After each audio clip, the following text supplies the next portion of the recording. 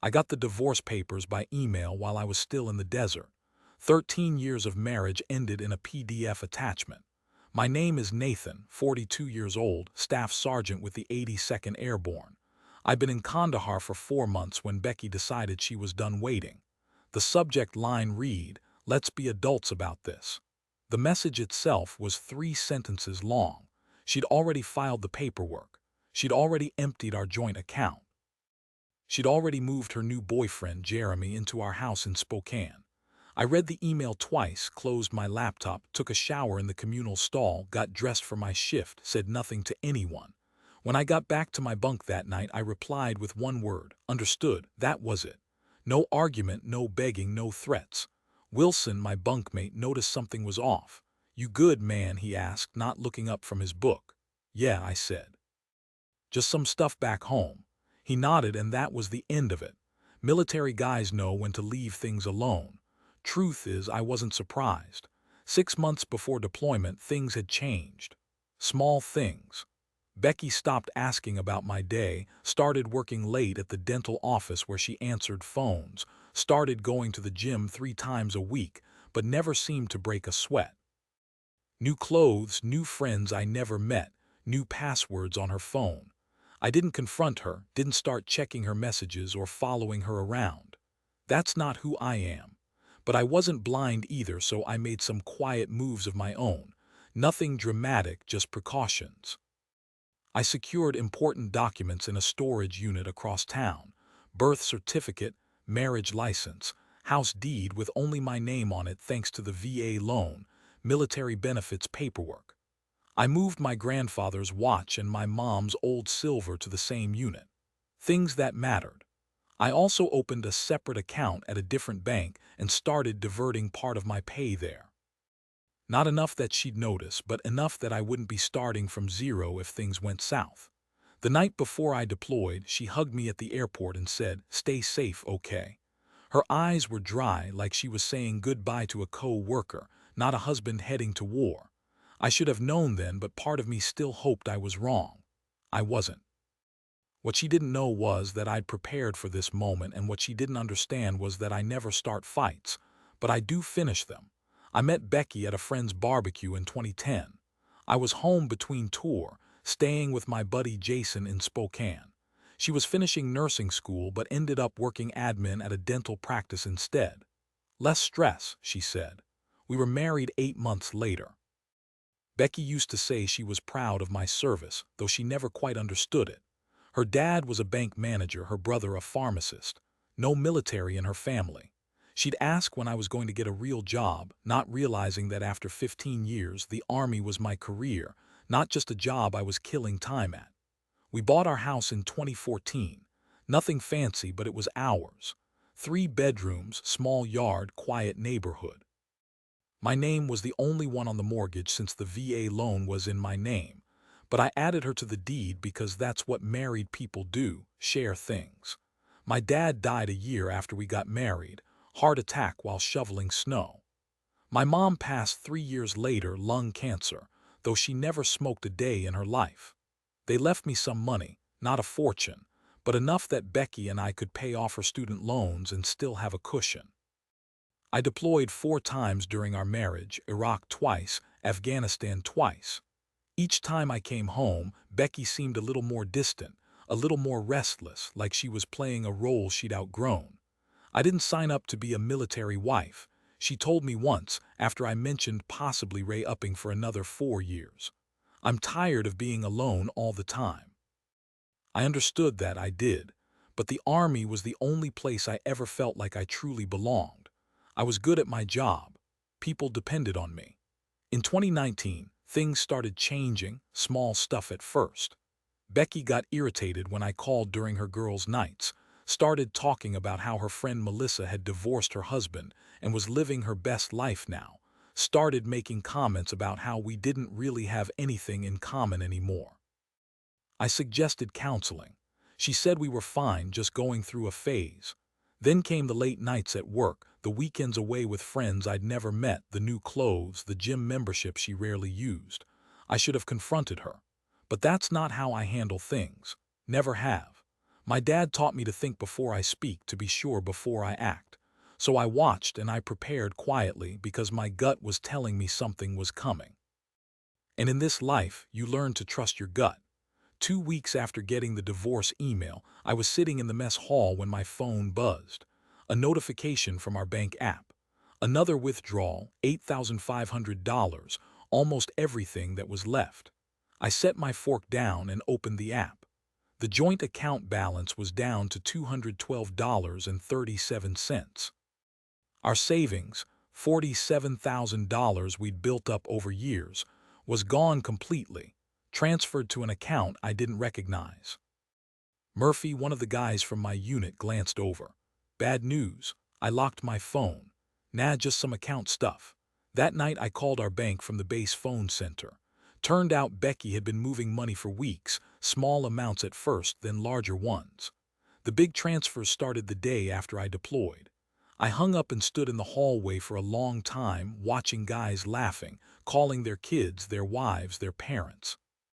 Normal life happening all around me while mine was burning down.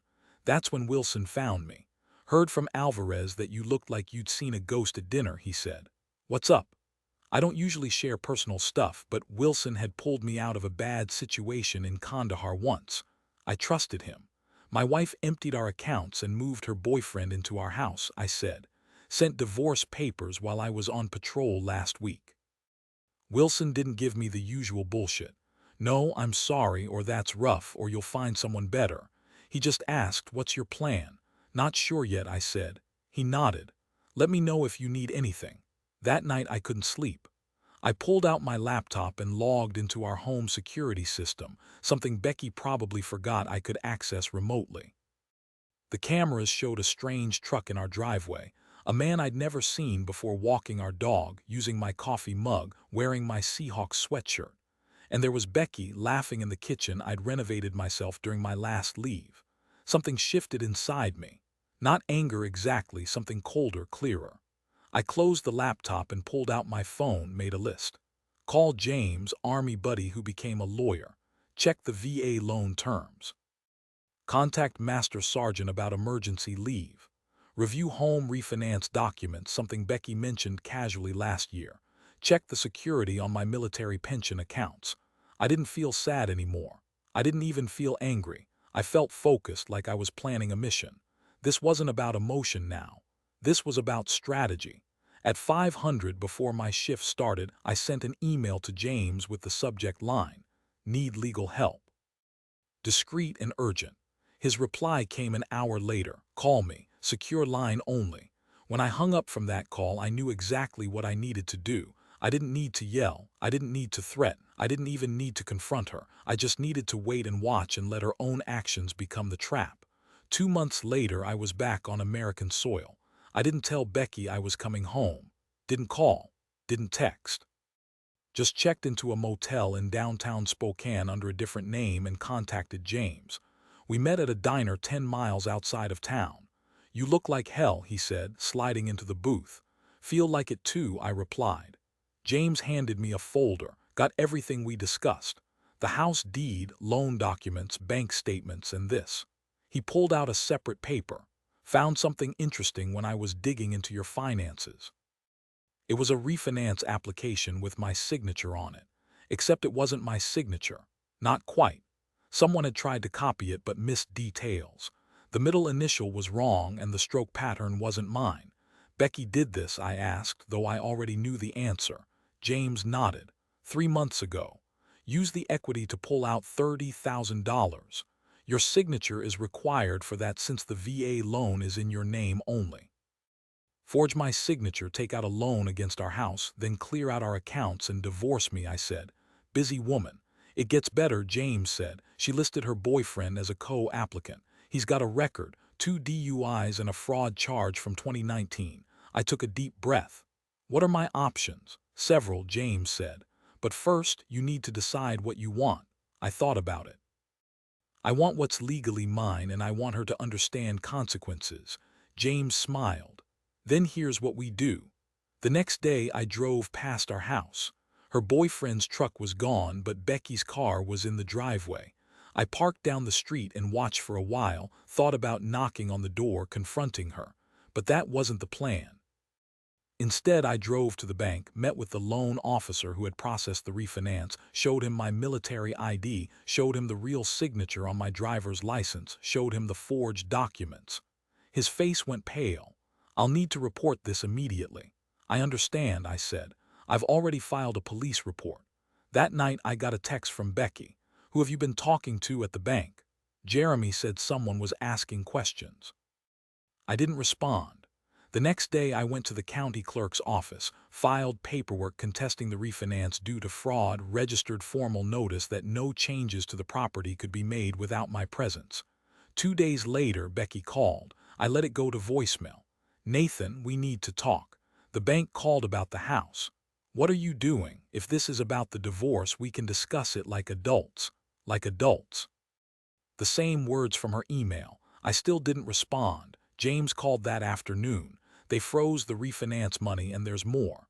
Your wife's boyfriend has been driving your truck, right? The one in your name." "Yeah.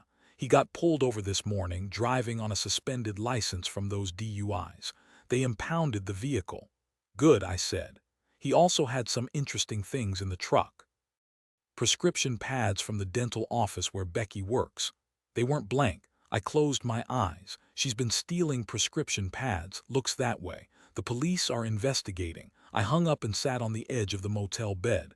This was getting bigger than I'd expected. Part of me wanted to call Becky, warn her. Old habits. But then I remembered the security camera footage. My house, my dog, my life, given away like it meant nothing. This was the path now. I couldn't turn back, and honestly, I didn't want to. I met with the bank fraud investigator the next morning. Name was Thompson, short guy with tired eyes and a coffee stain on his tie. "This happens more often than you'd think," he said, spreading documents across his desk. "Spouse deploys. Other spouse sees an opportunity." "What happens now?" I asked. "We've frozen the funds from the fraudulent refinance, but there's a problem.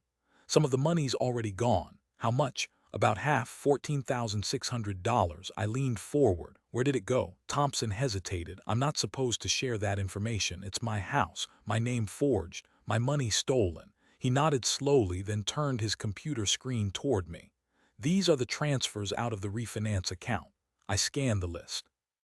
Multiple transfers to someone named Daniel Spencer, not Jeremy. Someone else I'd never heard of. "Who's Daniel Spencer?" I asked. Thompson shrugged. "Not my department, but you should ask your lawyer to subpoena these records." I called James as soon as I left the bank. "Daniel Spencer," he repeated. "Let me run a check." An hour later, he called back. "Got it. Daniel Spencer is a real estate agent. Specializes in quick sales, cash deals." "She was planning to sell our house," I said. The realization hit me like a physical blow. "Looks that way." The deposits were probably earnest money to get him moving on a listing. But here's where it gets interesting. Spencer has done business with Jeremy Ryan before. Jeremy Ryan is that, your wife's boyfriend, yes. They've closed 3 deals together in the past 2 years. I sat down on a park bench trying to process this. So this wasn't just Becky leaving me for some guy. This was what a planned operation. "Maybe," James said carefully. "I did some digging into Jeremy Ryan. He has a pattern. Gets involved with women going through divorce or with deployed spouses. 3 cases I've found so far. Each time the woman's home gets sold well below market value to one of Spencer's clients. Ryan gets a cut. Then he moves on. And Becky, she knew about this. Hard to say. Maybe she's a victim too, or maybe she's in on it." I rubbed my face. This wasn't just about Becky betraying me anymore. This was something bigger, something calculated. And other military families had been victims. "What do we do?" I asked. "I've already contacted the FBI's Financial Crimes Division," James said. "This crosses state lines, involves military personnel and VA loans. They're interested." That night I sat in my motel room with a beer, thinking about everything. Wondering if Becky had been playing me our entire marriage, or if she'd gotten swept up in Jeremy's scheme. Wondering if it even mattered. My phone buzzed. Becky again. "Nathan, please call me. The bank is saying something about fraud and Jeremy got arrested for driving your truck. I don't understand what's happening." I stared at the message for a long time. Then I typed, "Who is Daniel Spencer?" 3 dots appeared as she started typing, then stopped, started again, stopped finally. "I don't know what you're talking about." 14,600, I wrote. "Multiple transfers, house listing." No response for 10 minutes. Then, "It's not what you think." I turned off my phone and went to bed. The next morning, James called. "FBI wants to meet." They've been investigating Ryan and Spencer for months. You're not the first, but you might be the case that breaks it open. For the first time since getting that divorce email, I felt something close to satisfaction. Not because my marriage was over, but because the truth was finally coming out. I met with the FBI agents at their field office in Spokane, Agent Patel and Agent Donovan. They recorded my statement, took copies of all the documents James and I had gathered. "Your case helps establish a pattern," Agent Patel explained, "shows intent, organization, makes it a conspiracy rather than isolated incidents." "What about Becky?" I asked. "My wife, ex-wife." The agents exchanged looks. "We're still determining her level of involvement," Donovan said carefully. "Did she ever mention financial difficulties?" "Pressure to sell the house," I thought back. "She kept saying we were house poor, that we should downsize. I didn't see the need. Our mortgage payments were manageable on my salary," Patel made a note. "When did that start?"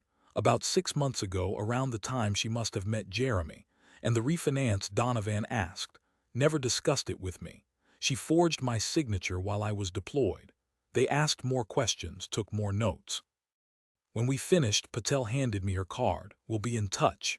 In the meantime, don't confront your wife or Ryan. We need to build this case carefully." I nodded, understood. That evening I drove to our neighborhood again, parked down the street from our house. Jeremy's truck was back, must have gotten it out of impound. Becky's car was gone. My phone buzzed, text from Becky. "We need to talk in person. Meet me at Riverfront Park tomorrow. Call you in the morning." I showed the text to James over breakfast the next day. "Don't go," he advised. "Nothing good can come from talking to her right now." "I won't," I said. "But I want to know what she's doing today while she thinks I'm meeting her." We drove to our house at 9:03 a.m., parked across the street. At 9:45, Becky came out, got in her car, and drove away, heading toward Riverfront Park. "Now what?" James asked. "Now we wait," I said. 20 minutes later, a car pulled up. Real estate agent's logo on the door, Daniel Spencer.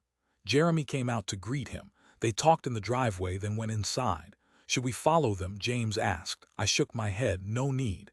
I installed security cameras last year, interior and exterior. They upload to cloud storage." James smiled. "You didn't mention that before." "Never came up," I said, pulling out my phone. I opened the security app and angled the screen so James could see. Spencer and Jeremy were in our living room. Spencer was taking photos. Jeremy was pointing at features of the house. I turned up the volume. "Should list by the end of the week," Spencer was saying. "I've got a buyer interested already. Cash offer as usual." "How much?" Jeremy asked. $420. We list at $470. They offer $420. Everybody's happy." "What about the husband?" "Becky says he's causing trouble." Spencer waved dismissively. "Military guys are all the same. They make noise, but they've got deployments, responsibilities. He'll take a settlement to make it go away." I turned to James. "You getting this?" He was already recording the feed on his phone, every word. I forwarded the security feed access to Agent Patel with a short message. "Happening now." 30 minutes later, our house was surrounded by FBI vehicles. I watched from down the street as agents led Spencer and Jeremy out in handcuffs. My phone rang. "Agent Patel. Got them on tape discussing the fraud scheme," she said. "Plus conspiracy, wire fraud, and attempting to sell property under false pretenses. We're going to need a formal statement from you." "Of course," I said. "And Mr. Briggs, your wife just arrived at the scene. She's..." Distressed, I looked down the street. Becky was standing on our lawn, hands over her mouth, watching as FBI agents carried boxes of documents from our house. "What happens to her?" I asked. "That depends," Patel said, "on what she knew and on what you want." I watched Becky for a long moment. 13 years of marriage, good years at the beginning, before whatever this had become. "I just want what's right," I said finally. The federal case moved quickly. Jeremy and Spencer both took plea deals, implicating each other and several other conspirators in what turned out to be a three-state operation targeting military families. Becky maintained she knew nothing about the larger scheme. Said Jeremy had convinced her I was hiding money, planning to leave her with nothing. Said the refinance was his idea. She'd just gone along with it. Maybe that was true. Maybe it wasn't. Either way, she agreed to a settlement, full restitution of the stolen funds, forfeiture of any claim to the house or my military pension, a signed confession about the forgery. In exchange, I didn't press charges. The divorce was finalized 6 months after that email from Kandahar. No fault, clean break, all things considered. On the day the last paperwork was signed, I got a call from Agent Patel. Jeremy Ryan was sentenced today, 8 years for fraud, conspiracy, and identity theft. Spencer got 12. Thought you'd want to know. Thank you, I said. There's something else, she added. We found evidence they've done this to 11 other military families. Your case helped us build the pattern. Those families might get their money back because of you. After we hung up, I sat on the porch of my rental apartment watching the sunset, thinking about those other families, other men who deployed thinking their homes and marriages were safe, only to come back to emptiness. I hadn't planned on being the one to bring down Jeremy and Spencer's operation. I just wanted what was mine. But sometimes things work out in ways you don't expect. My phone buzzed. Text from Becky. I never meant for things to end this way. I didn't respond. There was nothing left to say. A year later, I sold the house. Couldn't stand to live in it anymore. Too many memories, too much betrayal in those walls. I used the money to buy a small cabin outside of Missoula, Montana. 2 bedrooms, 10 acres of land, a creek running behind it, no neighbors for miles. I took early retirement from the Army. 20 years was enough. I'd given enough. I got a dog, German Shepherd named Scout, started doing carpentry work for locals. Nothing fancy, but it kept my hands busy and paid the bills. My military pension covered the rest. Sometimes I thought about Becky, wondered where she ended up. James heard she'd moved back to her hometown in Oregon, working at another dental office. Starting over, I guess. I didn't hate her anymore. Didn't much feel anything about her, to be honest. She'd made her choices, and so had I. One evening I got a letter from a woman in Fort Worth. Her husband was in the Navy, deployed when Jeremy and Spencer tried to run their scheme on her. The FBI had given her my name as part of the case. You don't know me, she wrote, but you saved our home. Thank you for fighting back when it would have been easier to just walk away. I read it twice, then pinned it to my refrigerator. Some days when the silence got too loud or the memories too sharp, I'd look at that letter and remember that something good had come from all of it. Last I heard, Jeremy was still in prison. Spencer, too. The system worked for once. As for me, I was finding my way forward, one quiet day at a time, building something new, something that couldn't be stolen or forged or betrayed. Something that was just mine. Dear viewers, if you enjoyed the story, please support the video by liking it and leaving a comment. Thank you very much.